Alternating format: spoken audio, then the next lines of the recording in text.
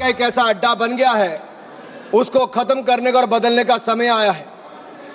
भारत को वक्फ के खौफ से आजादी चाहिए, क्योंकि यहां पर ये जो पहले कांग्रेस के जमाने में बना वक्फ का कानून है, वह उसका मतलब तो यही था, खाता ना वही जो वक्फ कहे वही सही। यानी कि जहां पे कह दिया वक्फ की जमीन है, वो फिर वक्फ की जमीन हो गई। वो जिम्मेदारी उनकी नहीं है कहने की, बताने की कि ये कैसे उनकी जमीन है, लेकिन जिसकी चले गई वो बेचारा दर दर भटकता है और उसको इंसाफ भी नहीं मिलता है। मैं इसके बारे में विस्तार में बताऊंगा, लेकिन आज एक बार फिर कांग्रेस देश को और देश में भ्रम फैलाने का प्रयास कर रही है। एक और तो वो हाथ में एक लाल सी किताब लेकर चलते हैं जो कहने के लिए संविधान है, लेकिन संविधान नहीं है। अगर संविधान की आप इस कॉपी को देखेंगे तो आपको एहसास होगा कि बाबा साहब अंबेडकर का सपना था कि एक देश में तो एक ही संविधान रहेगा। आपने एक देश में दो विधान बनाने का काम किया है। आपको तय करना संविधान के साथ रहना है कि वक्फ के साथ रहना है, वक्फ के साथ रहना है कि संविधान के साथ रहना है, आपको तय करना पड़ेगा। और यही नहीं, और जो लोग बड़ी बड़ी बातें यहां पे कर रहे थे, उनको यही कहना चाहता हूं, ये हिंदुस्तान है, पाकिस्तान या तालिबान नहीं। यहां बाबा साहब का संविधान चलेगा, काबिले का फरमान नहीं, मुगलिया फरमान नहीं चलने वाला। यहां पर एक नहीं अनेक ऐसे उदाहरण देखने को मिलेंगे। माननीय सभापति जी, आज हम केवल संविधान संशोधन पर चर्चा नहीं कर रहे, लेकिन एक ऐसे समानांतर सत्ता को चुनौती दे रहे हैं जो दशकों से अनियंत्रित रूप से अस्तित्व में है। वक्फ संशोधन बिल 2025 केवल कानून में बदलाव नहीं, बल्कि एक संदेश है। संदेश स्पष्ट है कि देश में एक ही कानून चलेगा, भारत का संविधान, और भारत के संविधान के ऊपर कुछ नहीं है।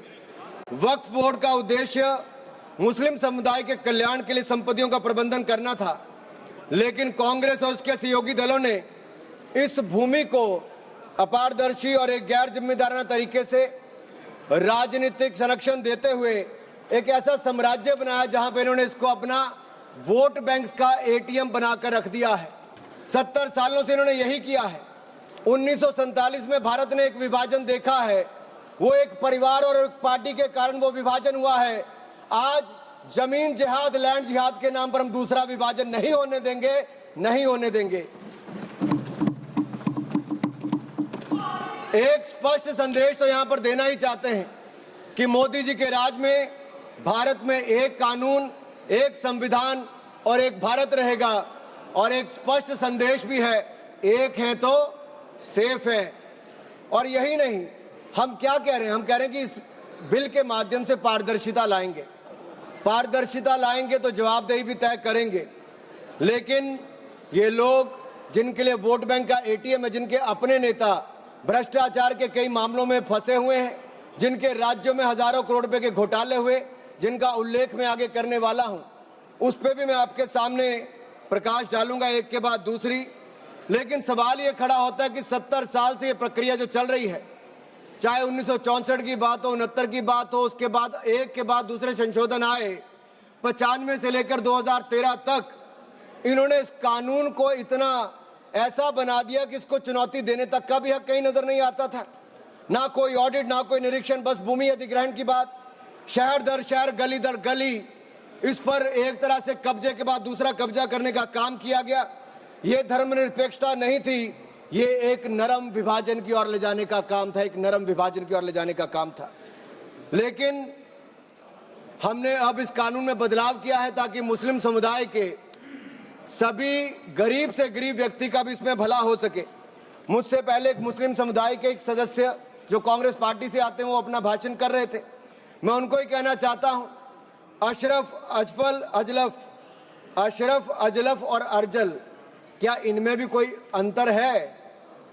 और राहुल गांधी जी से पूछना चाहता हूं, और अखिलेश जी यहां पर पहले ज्ञान बांट रहे थे थोड़ा सा, क्या मुस्लिम समुदाय में भी जातियां हैं? क्या भेदभाव है? क्या छुआछूत है?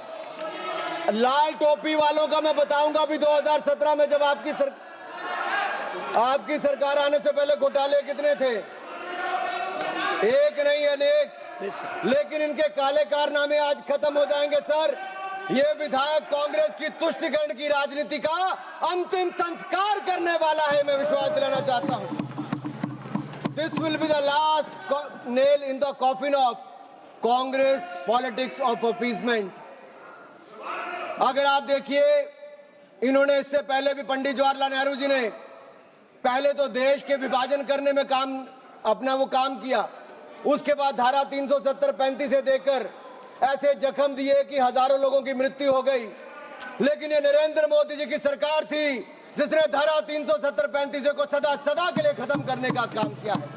यह हमारी प्रतिबद्धता थी मुस्लिम समुदाय की बहनों की ओर। जो ट्रिपल तलाक से निजात दिलाने का किसी ने काम किया तो नरेंद्र मोदी की सरकार ने किया है। आपने तो वायदा किया था कि जो पाकिस्तान, बांग्लादेश और अफगानिस्तान में रह गए हैं उनको वहीं पर पूरा न्याय मिलेगा, लेकिन नहीं मिला। लेकिन उनको भारत में भी आकर अगर उनको नागरिकता देने की बात थी तो आपकी सरकार में 60 सालों में नहीं हुआ। सीएए कानून किसने बनाया? तो वो भी नरेंद्र मोदी की सरकार ने बनाकर वो काम किया है। मैं एक बात और इसमें कहना चाहता हूं, अगर इसमें एक के बाद दूसरा देखा जाए, कांग्रेस ने कहीं ना कहीं और कांग्रेस के सहयोगी दलों ने वोट बैंक के लिए संविधान का सौदा कर लिया है, और ये सौदा ही किया है। तभी तो हमने एक के बाद दूसरे उदाहरण देकर कहा कि आपने कैसे उसको अपना वोट बैंक किया, एटीएम बना के रखा। लेकिन ये जो बिल है ये अन्याय की जड़ पर प्रहार है, और इस प्रहार के बाद सबको न्याय न्याय और न्याय ही मिलने वाला है। हमने कहा है कि प्रत्येक वक्फ संपत्ति रजिस्टर हो, पंजीकृत हो, उसके आंकड़े होने चाहिए, और हर झगड़ा कानून के अंतर्गत हल हो, किसी डर और भय के अंतर्गत ना हो। आपको इस बात का क्यों डर है? अगर किसी को न्याय मिलता है, ट्रिब्यूनल के बाद अगर कोई हाई कोर्ट, सुप्रीम कोर्ट जाना चाहता है तो आप क्यों रोकते हो? देश में हर कानून के अंतर्गत, चाहे इनकम टैक्स का हो या कोई भी हो, आप एक के बाद दूसरे कोर्ट जा सकते हो। लेकिन वक्फ में ये कानूनी रोक क्यों लगा कर रखी थी? ये बिल जो कहा गया किसी धर्म के खिलाफ, ये बिल किसी धर्म के खिलाफ नहीं है। यह बिल भ्रष्टाचार, धोखा और धार्मिक सामंतवाद के खिलाफ है, और हम इसके खिलाफ रहेंगे। ये बात स्पष्ट है कि ये आस्था का विषय नहीं है। As long as prime minister Modi is the PM, the shops of appeasement will remain shut. This bill is not about Hindu versus Muslim. This is law versus lawlessness, constitution versus corruption, Bharat versus internal partition. और ये partition एक बार हो गया, अब आपके कारनामों के कारण बार बार नहीं होने देंगे। सर, मैं एक अंतर्राष्ट्रीय स्तर पे क्या परिस्थितियां वो थोड़ा बताना चाहता हूं। टर्की में 1923 के बाद 1924 में मिनिस्ट्री ऑफ वक्फ इसको एबॉलिश कर दिया गया, और वहां पे जनरल डायरेक्टरेट ऑफ फाउंडेशन बना जो रेस्टोरेशन, मेंटेनेंस और यूटिलाइजेशन वक्फ प्रॉपर्टीज का करता है, और ये इसके बाद इसको लोगों की भलाई के काम के लिए पैसा लगाता है। कुवैत में भी ministry of Waqf and Islamic affairs है, ये एसेट, मस्जिद, स्कूल, अस्पताल, इनका सबका देखरेख करता है, और मॉडर्नाइजेशन के माध्यम से, टेक्नोलॉजी के माध्यम से इसका फायदा उठाते डिजिटलाइजेशन किया है। लेबनान में मिनिस्ट्री ऑफ एंडाउमेंट्स और इस्लामिक अफेयर्स है जो इसकी मैनेजमेंट और यूटिलाइजेशन को सारे को देखती है, और चैरिटेबल और कम्युनिटी के काम को देखती है। सीरिया में भी मिनिस्ट्री ऑफ वक्फ है जहां पर एप्रोप्रिएट यूज हो, रेवेन्यू हो, चैरिटेबल पर्पस हो, उसके लिए काम किया जाता है। इराक में भी सुन्नी एंडोमेंट और शिया एंडोमेंट ऑफिस है, और ये भी सीधा सेंट्रलाइज फ्रेमवर्क के माध्यम से काम करता है। सऊदी अरेबिया में जनरल अथॉरिटी ऑफ वक्फ है जो इंडिपेंडेंट पब्लिक बॉडी है। सिंगापुर में MUIS है जो स्टैट्यूटरी बॉडी है, वो मिनिस्ट्री ऑफ कम्युनिटी डेवलपमेंट के अंतर्गत है। ये वक्फ मैनेजमेंट के डिजिटल सिस्टम के माध्यम से काम करता है। इंडोनेशिया में भी इंडोनेशियन वक्फ बोर्ड है जो इंश्योर करता है अच्छे काम करने के लिए, उनके भलाई के लिए। तुनिसिया में भी, इजिप्ट में भी, रशिया में भी, फ्रांस में इसी तरह पे काम किया गया है। लेकिन यहाँ पर ऐसा नहीं किया गया, यहाँ पे इसके खिलाफ ही काम करते रहे। चंद लोगों के हाथ में, राहुल गांधी जी कहते हैं कि चंद लोगों के हाथ में देश की संपत्ति है। राहुल गांधी जी सदन में नहीं, लेकिन मैं उनको बताना चाहता हूं, मात्र 200 लोगों के हाथ में अपने वक्फ बोर्ड दे रखे हैं और देश की लाखों करोड़ रुपए की संपत्ति उनको दे रखी है। क्या उनसे छुटकारा दिलाना चाहिए कि नहीं दिलाना चाहिए? क्या आम मुस्लिम को उसका लाभ मिलना चाहिए कि नहीं मिलना चाहिए? क्या मुस्लिम महिलाओं को, बच्चों को लाभ मिलना चाहिए कि नहीं मिलना चाहिए? क्या विधवाओं को लाभ मिलना चाहिए कि नहीं मिलना चाहिए?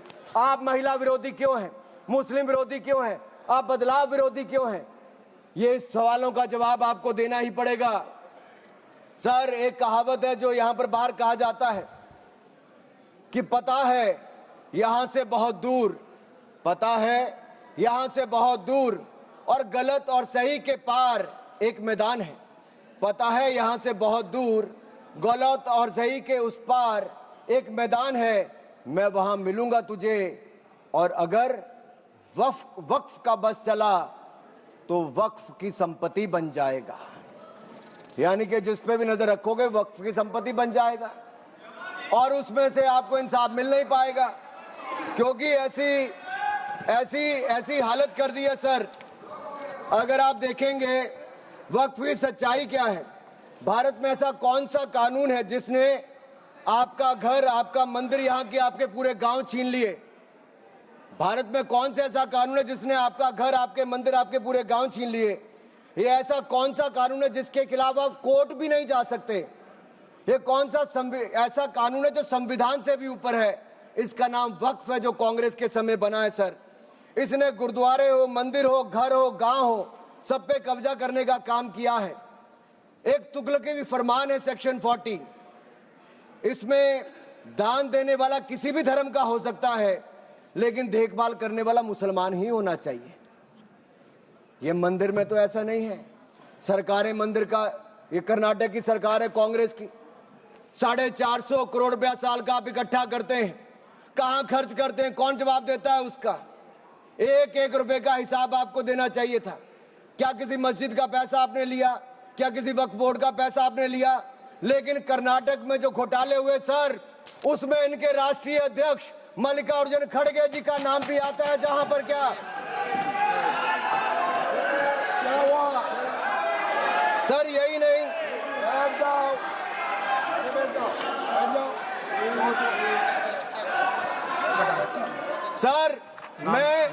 सर मैं इसको माननीय नहीं सर, मैं सबूत के रूप में सर मैं लाया हूं सब कुछ। मैं बोल दिया सर, ऐसा गिवन द डिसीजन निर्णय दे दिया। प्लीज सर, नाम नहीं लेता सर, मैं नाम वापस ले लेता हूं सर। बड़ी मुश्किल से परिवार के बाहर सर, इसमें सर मैं टेबल कर देता हूं सर, मैं टेबल कर देता हूं सर। ये मैं टेबल कर देता हूं सर। सर, आपकी अनुमति हो तो मैं ऑथेंटिकेट करके टेबल कर देता हूं सर। जी नाम वापस ले लिया, एक मिनट वापस ले लिया। ठीक है, एक मिनट आप सब बैठिए, आप सभी लोग बैठिए, आप सब लोग बैठिए। माननीय Venugopal ji please please sir, we are कौन सा रूल में बोल रहा है? to sir, while a member is speaking to the name of the नाम डिलीट कर दिया, बताइए। sir हमने कैसे नहीं नो एक मिनट, आप लोग मत बोलिए। माननीय वेणुगोपाल जी, हमने नाम एक्सपांस भी डिलीट भी कर दिया और उन्होंने भी वापस ले लिया। उसके बाद और क्या है? उसके बाद क्या है?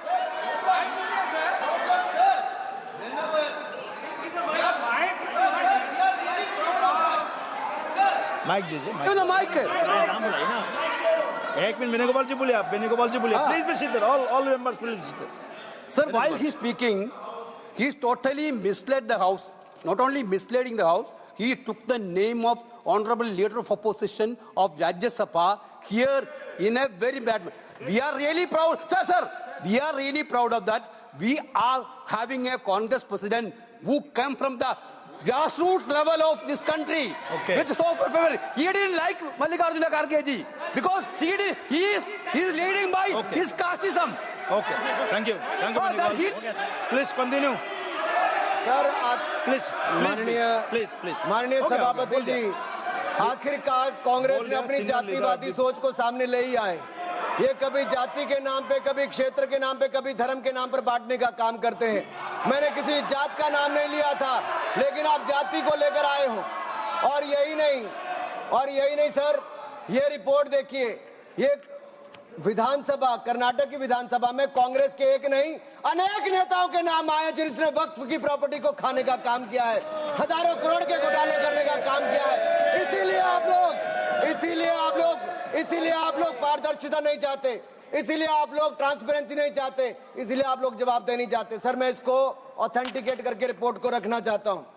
सर यही नहीं, ये तुगलकी फरमान जो थे, मैं कर देता हूं सर, अगर किसी की संपत्ति जिसके ऊपर उन्होंने कब्जा कर लिया हो, सर इसको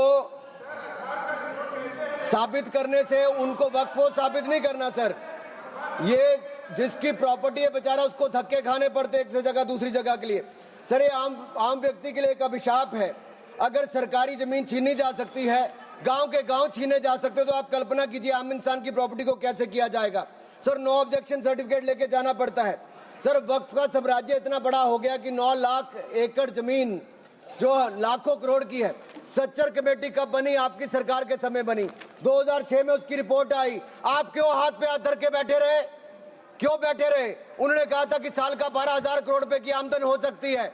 पिछले 20 सालों में 2.5 लाख करोड़ रुपए की आमदन हो गई होती। आमदन होती तो मुस्लिम महिलाओं का, बच्चों का और मुस्लिम समुदाय का भला हुआ होता। लेकिन कांग्रेस पार्टी ने भला कभी चाह ही नहीं मुस्लिम समुदाय का, केवल वोट की राजनीति करके रखा। सर ये कितनी है? मॉरिशस जैसे 2 देश, उसके बराबर वक्फ बोर्ड की जमीन है। सिंगापुर जैसे 5 मिनट और मैं खत्म कर रहा हूं सर। मालदीव जैसे 12 देश, उसके बराबर वक्फ बोर्ड की जमीन है। सर लालू प्रसाद यादव जी जो सदन के सदस्य नहीं लेकिन आपकी सरकार में मंत्री थे, तब उन्होंने कहा था पटना की डाक बंगले की जमीन भी वक्फ बोर्ड खा गया, सरकारी गैर सरकारी जमीनें वक्फ बोर्ड खा गया। ये किसी और ने नहीं, लालू प्रसाद यादव जी ने कहा था। आप उस पर क्या कहना चाहते हो? ऑन रिकॉर्ड के पे कहा है। गरीब मुसलमान भी सर इस कानून का शिकार रहे। सर राजस्थान में रामगंज में वक्फ बोर्ड द्वारा मुसलमानों की जमीनें खाली करा दी, मुस्लिम महिला मर गई। उत्तर प्रदेश में लाल टोपी वालों की सरकार में, सर ये लाल टोपी के काले कारनामे उत्तर प्रदेश में देखे हैं। इनके उस समय के मंत्री ने सैकड़ों एकड़ जमीन खा गए वहां पे बैठ के आप लोग। सर यही नहीं, काले कारनामे इनके और भी हैं सर। मैं सर ये सारा आपकी इजाजत से, सर ये मुस्लिम विरोधी भी है, महिला विरोधी भी है, पसमंदा विरोधी भी है, अहमदिया विरोधी भी है, गोरिया विरोधी भी है। सर यही नहीं, प्लीज बैठिए सर यही नहीं, आपका बारी आएगा, आप ये गरीबों के उत्थान के लिए तब भी कुछ नहीं कर पाए सर। आप बैठिए सर ठीक रिकॉर्ड रखने का इन्होंने कुछ नहीं किया सर। हम क्या कहते हैं, शिया हो, अहमदिया हो, महिला हो, पिछड़े वर्ग के मुस्लिम समुदाय के लोग हो, उनको इसका सदस्य बनाइए। आप क्यों उसको इसका सदस्य नहीं बनाना चाहते? आप मुस्लिम समुदाय में भी जातिवाद करते हो, उनके भी पिछड़े मुसलमानों को नहीं रखना चाहते। सर यही नहीं, sir Waqf is a state with in state.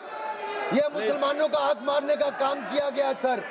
यही नहीं सर, मैं आपको बताना चाहता हूं, जीरो अकाउंटेबिलिटी है वक्फ बोर्ड की, जीरो अकाउंटेबिलिटी। कैसा क्यों है सर? सर मनमोहन सिंह जी ने कहा था, अब कह सकता हूं, वेणु जी के नहीं कह सकता, कह देता हूं, पूर्व प्रधानमंत्री ने कहा था। आप सोच लेना किसने कहा था। पूर्व प्रधानमंत्री ने कहा था मुस्लिम must have first claim on our resources. एक सदा हिंदू विरोधी रहे हैं, ये केवल मुसलमानों के पक्ष में किया, लेकिन आपने मुसलमानों के लिए कुछ नहीं किया। अगर मुसलमानों को पक्के मकान, पीने का पानी, अच्छी शिक्षा, भोजन, ये सब किसी ने दिया है तो नरेंद्र मोदी जी की सरकार ने दिया है। धन्यवाद। यही नहीं सर 3 मिनट में और सर खत्म कर रहा हूँ। 1 मिनट में खत्म कीजिए सर 1 मिनट में हो नहीं पाएगा सर ये देखिए सर, मैं रिपोर्ट लाया हूं सर, कहां से कहां तक इन्होंने राज्य दर राज्य कैसे हिंदुस्तान की जमीनों पे कब्जा किया है। सर ये देखिए सर, आंकड़े आपको दिखाते हैं, एक राज्य नहीं सर। केरल में ये कहते तो हैं कि ये वायनाड के बेटे हैं, बेटी हैं, लेकिन वहां पे भी वक्फ का कहर जारी है सर। पापी वोट बैंक का सवाल है, आप वायनाड में भी चुप रहते हो, कुछ करते नहीं हो।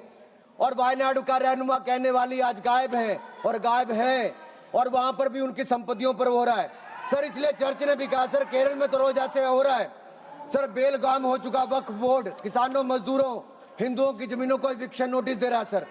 एर्नाकुलम में सर 404 एकड़ जमीन पर दावा ठोक दिया है, 604 पिछड़े ईसाई और हिंदू परिवारों के घर छीन लिए।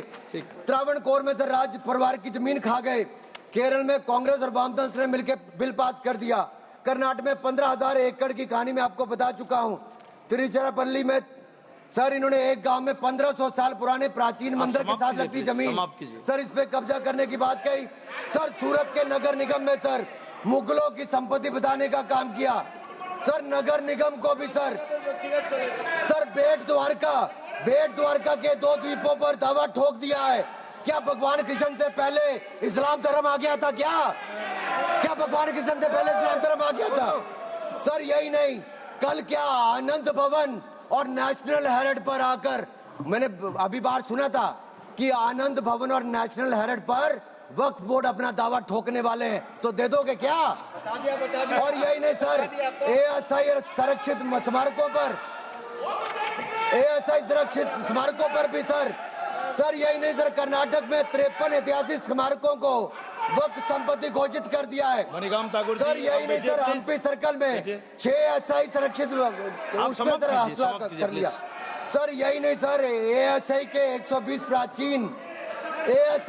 प्राचीन स्थानों पर भी इन्होंने ऐसा किया है सर। ये किसान कल्याण की तो राहुल जी बात करते हैं, लेकिन कर्नाटक में इनकी सरकार में 15,000 एकड़ जमीन किसानों की छीनने का काम आपकी सरकार में आपके वक्त में किया है सर। ये किसान विरोधी है, ये महिला विरोधी है, और मैं इन सबसे कहना चाहता हूं सर, ऐसे काम नहीं चलेगा।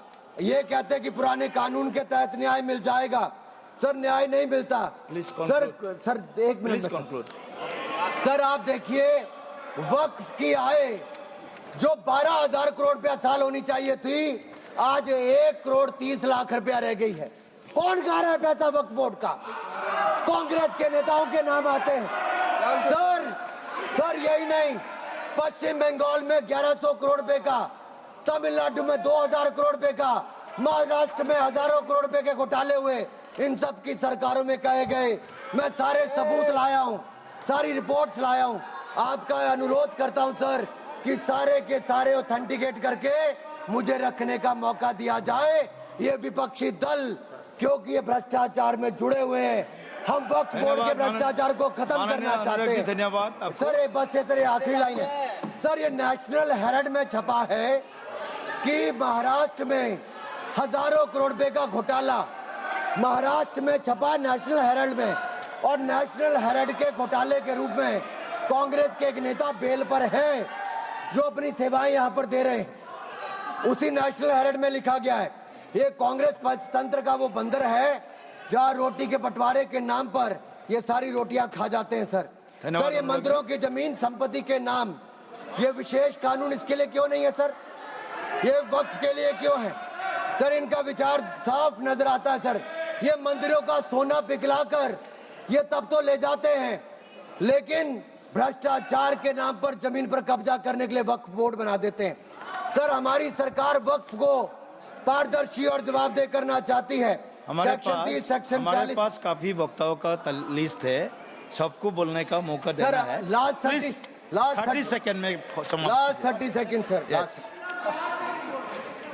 सर, आपने कहा था कि कोई बीच में टोका टोकी नहीं करेगा, लेकिन इन्होंने तो एक ऐसा जमींदार खड़ा कर दिया है जो एक नहीं अनेक ऐसी हजारों करोड़ रुपए की संपत्तियां खा गए। और कर्नाटक के कुछ नेताओं के, कांग्रेस के नेताओं के नाम है सर, ले सकता हूं, जिनका रिपोर्ट में नाम आया सर, विधानसभा में रिपोर्ट आई है सर। सिटिंग विधायक है, पूर्व विधायक, पूर्व मंत्री, राज्यसभा के प्रतिपक्ष के नेता हैं। ये वक्फ की प्रॉपर्टियों पे कब्जा करने वाले, पैसा खाने वाले हैं। और यहां तक कि एक 5 स्टार होटल का भी सुलह कराने के लिए इन्होंने कही। सर, मैं इतना ही कहना चाहता हूं, ये बिल मुस्लिमों के जीवन में एक बड़ा बदलाव लाएगा। हर वर्ष हजारों करोड़ कमाने का प्रावधान करके दिखाएगा। अच्छी शिक्षा, अच्छी सुविधाएं, अच्छे मकान, अच्छा इलाज और अच्छा भविष्य देने का काम ये नरेंद्र मोदी की सरकार में वक्फ बोर्ड का संशोधन बिल उम्मीद के माध्यम से एक नई उम्मीद बांध कर दिखाएगा, नहीं उम्मीद बांध कर दिखाएगा। बहुत बहुत धन्यवाद।